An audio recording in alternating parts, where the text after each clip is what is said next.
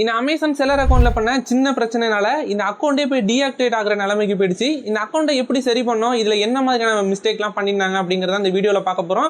இந்த மாதிரியான வீடியோஸ் உங்களுக்கு ரொம்பவே ஹெல்ப்ஃபுல்லா இருக்கும்னு நினைக்கிறேன். இந்த நம்ம சேனல்ல இருக்கிற மற்ற வீடியோஸ் பார்க்காட்டியும் இந்த மாதிரியான வீடியோஸ்லாம் பாத்தீங்கன்னா உங்க அக்கௌண்ட்டை ப்ரொடெக்ட் பண்றதா இருக்கட்டும், இல்ல நம்ம என்ன மாதிரியான ப்ராப்ளம்லாம் ஃபேஸ் பண்ணுவோங்கிறதுல இருந்து ரொம்பவே ஈஸியா நீங்க கத்துக்க முடியும். அதனால இந்த வீடியோவை ஸ்கிப் பண்ணாம பாருங்க. இப்போ நம்ம அது என்ன ப்ராப்ளம், அது எப்படி சரி பண்ணுவோங்கிறது தான் ஃபுல் டீடைல் பார்க்க போறோம். அதுக்கு முன்னாடி நம்ம சேனலை சப்ஸ்கிரைப் பண்ணனா சப்ஸ்கிரைப் பண்ணிட்டு கூடவே பக்கத்துல இருக்கிற பெல் ஐகானை அழுத்துங்க. ஃபர்ஸ்ட் இந்த அக்கௌண்ட்ல என்ன நடந்துச்சுன்னு பார்க்கலாம். இந்த கிளைண்ட் வந்து எப்போதும் போல அமேசான்ல செல் பண்ணிட்டு இருக்காரு. அவருக்கு ஆர்டர்ஸும் நிறைய வந்துட்டு இருக்கும், பேக் பண்ணி கொடுப்பாரு. அதே மாதிரி ரிட்டர்ன்ஸ் அந்த அட்ரஸ்க்கு தான் வந்துட்டு இருக்கு. அவருக்கு ஏதோ ஒரு சுச்சுவேஷனால அந்த அட்ரஸ் அவர் சேஞ்ச் பண்ற மாதிரியான ஆப்ஷன் வருது. இப்போ அவர் இருக்கிற அட்ரஸ்ல இருந்து இப்போ சென்னை மூவ் ஆகுறாரு. சென்னை மூவ் ஆகுறதுனால சென்னை மூவ் ஆயிட்டாரு. அவர் பிசினஸும் எப்போதும் போல நடந்துட்டு இருக்கு. அதுக்கப்புறமா அவரோட புது அட்ரஸ் சென்னைக்கு போய் அவர் எப்போதும் போல ஒர்க்லாம் ஸ்டார்ட் பண்ணிருக்காரு. ஆஸ் யூஷுவல் போல அவருக்கு 6 ஆர்டர் ரிசீவ் ஆயிருக்கு. 6 ஆர்டரையும் ப்ராசஸ் பண்ணி முடிச்சிட்டாரு. ஆனா பிக்கப் டீம்ல இருந்து யாருமே அவரை கான்டாக்ட் பண்ணல, எந்தவித கால்ஸுமே வரல.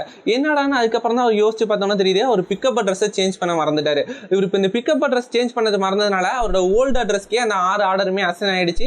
இப்போ அவங்க பிக்கப் டீம் வந்து எப்போதும் வர அட்ரஸ்க்கு தான் வருவாங்க. இப்போ அவர் இருக்கிற சுச்சுவேஷனால அவரோட பழைய அட்ரஸ்க்கு போய் இந்த பார்சலையும் கொடுக்க முடியாது. ஏன்னா அதுக்கும் இதுக்கும் ஒரு 400 கிலோமீட்டர்ஸ் கிட்ட இருக்கு. இப்படி இருக்கிறப்ப என்ன பண்றதுன்னு தெரியாம எப்போதும் போல டிக்கெட் ரைஸ் பண்ணி கஸ்டமர் கேர்ல கான்டாக்ட் பண்ணிருக்காரு. அவங்க என்ன சொல்லியிருக்காங்கன்னா, இந்த மாதிரி அட்ரஸ் சேஞ்ச் ஆயிடுச்சு அப்படின்னு அவங்க ஒரு 10 நிமிஷம் வெயிட் பண்ண வச்சிருக்காங்க. இவரும் 10 நிமிஷம் வரையும் லைன்ல வெயிட் பண்ணிருக்காரு. 10 நிமிஷம் வெயிட் பண்ண உடனே நினைச்சிருக்காரு இவ்வளவு நேரம் வெயிட் பண்றோம், நம்மளோட ப்ராப்ளம்லாம் தீந்துருன்னு. திரும்பவும் கஸ்டமர் சைட்ல இருந்து கால் எடுத்து சொல்றாங்க, இந்த மாதிரி ஒரு தடவை பிக்கப் வந்து ஷெட்யூல் பண்ணிட்டோம்னா இதுக்கப்புறமா இந்த அட்ரஸ் சேஞ்ச் பண்ண முடியாது, உங்களுக்கு ஒரு ஆப்ஷனே இல்லை, இந்த ஆர்டர் நீங்க கேன்சல் தான் பண்ணி ஆகணும் அப்படிங்கிற மாதிரி சொல்லிட்டு அவங்க போனை கட் பண்ணிருக்காங்க. அதுக்கப்புறமா அவர் என்ன பண்ணு தெரியாம ரொம்பவே கன்ஃபியூஷனா இருந்தாரு. அவனுக்கு அவருக்கு டோட்டலா 6 ஆர்டர் வந்திருக்கு. இந்த 6 ஆர்டருமே ஷெட்யூல் பண்ணிட்டு கொரியர்ட்ட கொடுக்காம இருந்தாங்கன்னா கண்டிப்பா அவரோட கேன்சல் ரேட் அடி வாங்கும். இது அதிகமானுச்சுன்னா நம்மளோட அக்கௌண்ட் ஹெல்த்தையே அஃபெக்ட் பண்ணும். இதனால நம்ம அக்கௌண்ட் டீஆக்டிவேட் ஆகிறது கூட சான்ஸ் இருக்கு. இது ரொம்பவே அதிகமான பர்சன்டேஜ்ல இருக்கும்போது இப்படி இருக்கிறப்ப அவருக்கு என்ன பண்ணலாம்னு தெரியல. ஒன்னு இந்த ஆர்டர் எல்லாத்தையுமே கேன்சல் பண்ணிடலாமா, இல்ல வேற ஏதாச்சும் அந்த அட்ரஸ்க்கே போய் கொடுத்துடலாமா அப்படிங்கிற மாதிரி பார்த்துட்டு இருந்தாரு. இந்த மாதிரியான சுச்சுவேஷன்ல நீங்க இருந்தீங்கன்னா இது எப்படிலாம் ஃபேஸ் பண்ணலாம், இந்த ப்ராப்ளம்ல இருந்து எப்படி தப்பிக்கலாம் அப்படிங்கிற மாதிரி பார்த்தலாம். இப்போ இந்த மாதிரியான சுச்சுவேஷன்ல நீங்க இருந்தீங்கன்னா நெக்ஸ்ட் நம்ம என்ன ஸ்டெப் பண்ணணும், நம்மளோட அக்கௌண்ட் அஃபெக்ட் ஆகாம எப்படி நம்ம காப்பாத்துறதுன்னு பார்க்கலாம். இதுல ஃபர்ஸ்ட் நீங்க உங்களோட ஆர்டர் எதையுமே கேன்சல் பண்ணிடக்கூடாது. ஏன்னா லாஸ்ட் மினிட்ல நமக்கு என்ன வேணாலும் நடக்கலாம். அதனால எக்காரணத்தை கொண்டு நீங்களே உங்களோட ஆர்டரை கேன்சல் பண்ணிடாதீங்க. இப்போ வெயிட்டிங் ஃபார் பிக்கப்னு ஒரு ஆப்ஷன் இருந்துச்சுன்னா அது அப்படியே இருக்கட்டும், அதை எதுவுமே சேஞ்ச் பண்ணாதீங்க. இது நம்ம ஃபர்ஸ்டா பார்க்க போற ஸ்டெப் என்னன்னா, எந்த ஆர்டருமே நம்ம கேன்சல் பண்ணக்கூடாது. ஏன்னா மேக்ஸிமமா நம்ம எந்த ஸ்டெப்புமே பண்ணனா ஆட்டோமேட்டிக்காவே இந்த ஆர்டர் கேன்சல் தான் ஆகும் போது நம்மளா இந்த ப்ராசஸை எதுக்காகவுமே பண்ணக்கூடாது. நம்ம ரெண்டாவதா பண்ண வேண்டிய ஆப்ஷன் என்னன்னா, நம்மளால அந்த ஓல்டா இருக்கிற ஷிப்பிங் அட்ரஸ்க்கு எப்படியாச்சும் நம்ம ப்ராடக்ட்டை கொண்டு போய் கொடுத்துட முடியுமா, அந்த அட்ரஸ் உங்களால ரீச் பண்ண முடியும்னா கண்டிப்பா அந்த அட்ரஸ்ல போய் உங்களுக்கு வந்திருக்கிற ஆர்டர் எல்லாத்தையுமே ஷிப் பண்ணிருங்க. நம்ம மூணாவதா பார்க்க போற ஸ்டெப் என்னன்னா, உங்களுக்கு பிக்கப் வந்தோடனே அந்த கொரியர் டீம்ல இருந்து கான்டாக்ட் பண்ணாங்கன்னா அவங்கள்ட்ட பேசி ட்ரை பண்ணி பாருங்க. இந்த மாதிரி நான் சுச்சுவேஷன்ல இருக்கேன், உங்களோட அட்ரஸ்க்கு நான் கொரியர் பண்ணினா அதை நீங்க வந்து ஷிப் பண்ணிடுறீங்களா அப்படிங்கிற மாதிரி கேட்டு பாருங்க. மேக்ஸிமம் நீங்க வந்து ரெகுலரா ஷிப் பண்ணிட்டே இருந்தீங்க, உங்களோட ஓல்டு அட்ரஸ் தானே, கண்டிப்பா அந்த பிக்கப் பாய்க்கும் உங்களுக்கும் ஒரு நல்ல ரிலேஷன்ஷிப் இருந்திருக்கும். அதனால கண்டிப்பா நீங்க சொல்றதை அவர் அக்செப்ட் பண்றதுக்கு கூட நிறைய சான்ஸ் இருக்கு. அவங்கள்ட்ட நீங்க காலில் பேசிட்டு இந்த மாதிரி என்னோட ப்ராடக்ட்ல எல்லாமே உங்களுக்கு கொரியர் பண்ணிடுறேன், இதை நீங்க பிக்கப் பண்ணதா போட்டுங்க அப்படிங்கிற மாதிரி பேசிட்டு அது எல்லாத்தையுமே நீங்க கொரியர்ல பண்ணிடலாம். ஆனா இதுல இருக்கிற டிஸ்அட்வான்டேஜ் என்னன்னா, மேக்ஸிமம் 1 to 2 டேஸ்க்குள்ள உங்க ப்ராடக்ட் வந்து ரீச் ஆகணும். அப்படி ரீச் ஆனா மட்டும் தான் இந்த ஆர்டர் கேன்சல் ஆகாது. இந்த கொரியர் பார்ட்னர் நினைச்சாருன்னா எக்ஸ்ட்ராவா 1 டே வரையும் உங்களுக்காக வெயிட் பண்ண முடியும். நீங்க என்னைக்கு ஷிப்பிங் கொடுத்துருக்கீங்களோ அன்னைக்கு இந்த ஆர்டர் எல்லாத்தையுமே நான் ப்ராசஸ் பண்ணிட்டேன்னா ஒரு என்ட்ரி கொடுத்துட்டு அதுக்கு நெக்ஸ்ட் டே வரையும் அவரால் வெயிட் பண்ண முடியும்.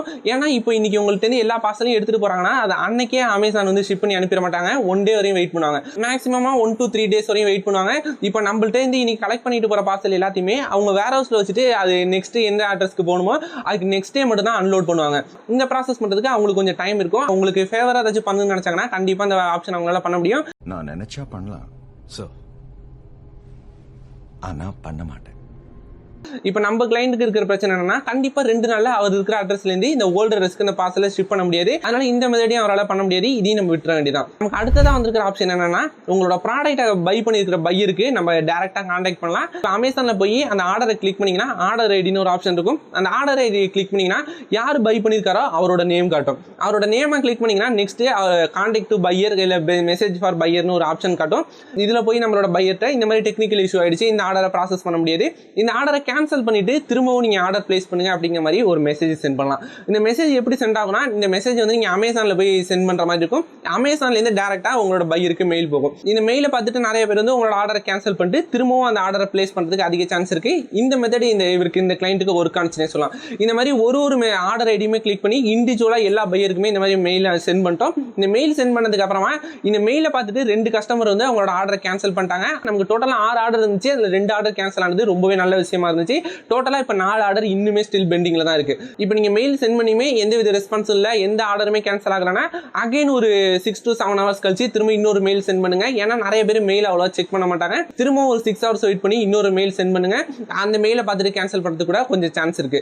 இப்போ நீங்க எல்லாமே பண்ணிட்டீங்க, அப்பவுமே உங்களுக்கு எந்த வித ஆர்டருமே கேன்சல் ஆகுறானா நெக்ஸ்ட் ஸ்டேஜ் நம்ம என்ன பண்ணலாம்னா, இந்த மெத்தட் உங்களுக்கு எதுவுமே ஒர்க் ஆகல, உங்களுக்கு நிறைய ஆர்டர்ஸ் இருக்கு, இது எல்லாமே கேன்சல் ஆனா உங்க அக்கௌண்ட் கண்டிப்பா அஃபெக்ட் ஆகும். உங்க அக்கௌண்ட் டீஆக்டிவேட் ஆகிற மாதிரி இருக்குன்னா உங்களுக்கு ஒரு வழியே இல்லைனா மட்டும் இந்த மெத்தடை யூஸ் பண்ணுங்க. உங்களுக்கு என்னென்ன ஆர்டர் இருக்கோ இது எல்லாத்தையுமே பேக் பண்ணி ரெடியா வைங்க. உங்களுக்கு வந்து கொரியர்லேருந்து ஃபோன் வந்துச்சுன்னா அந்த ஃபோனை கண்டிப்பா பிக் பண்ணீங்க, அந்த ஃபோனை அவாய்ட் பண்ணிடுங்க.